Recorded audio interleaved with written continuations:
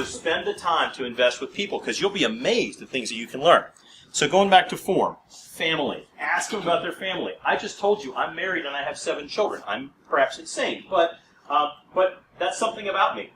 Anybody else who has kids in here has something to talk to me about, right? Because they had some weird thing or bad thing or good thing or something that happened with kids. There's probably a bonding opportunity. People are happy to talk about their families. In almost every case, I only had one time where a guy said to me, "I do not talk about family at work." But almost always I'll talk about family. And it's amazing what you can learn. I was asking a guy one time, what's going on? Oh, we're really busy. Busy's better than the alternative, I suppose. Glad to hear that. What's going on with your family? He says, oh man, my family is really stressed out right now. I said, oh yeah, what's going on? Well, it's my mom. What's going on with your mom? Well, we just had to put her in hospice. Wow. Wow. I mean, hospice, you're not getting out of hospice, right? I mean, that's end of life, that's palliative care. If you think that everything in his life is not going to be impacted in some way by the fact that his mom is in hospice, you're wrong. If you take the time to ask a couple of questions and find that out, you have an opportunity. Do you care for me?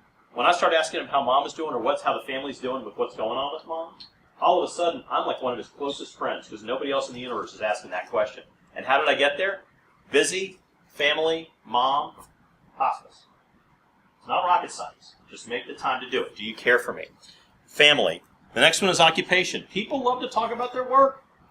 If 2 guys meet, after they ask name, almost every guy, the second question is, what do you do? Right? What do you do for a living? Right? People love to talk about it. They might talk about how they hate their work, or they might talk about how they love their work, or what's an interesting problem. How did you get involved in this work? How did you get started? What's something unusual or weird that nobody knows about your business? You ask that question, you'll be surprised what people will tell you. Why, there was this one time where, and if you don't ask the question, they won't tell you. But if you ask them, they will tell you. So that's F, family, occupation, F-O. Then we get to R, recreation. What do people do for fun?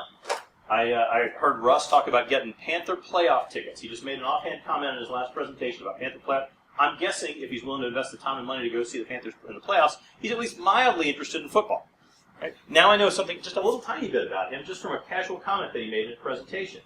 If you ask people what they do for fun, they will tell you, and they will be very passionate about it, whether it's the symphony, or whether it's gardening, or whether it's their, whatever their thing is that they do, what they put their time and their money into, they're going to be interested in. If you ask them about that, that's a big deal. So family, occupation, recreation, and this fourth one, M, is message or mission.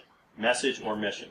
What is something that is bigger than themselves? Maybe it's autism research, or breast cancer, or some nonprofit that they're passionate about. If you ask people about that, again, where people put their time and their money, they will tell you about that. Now, I will say this. I have lots of good relationships in my life because I've made some significant investments over a long period of time in getting to know people and get connected with them. But almost nobody is any good at this in the workplace.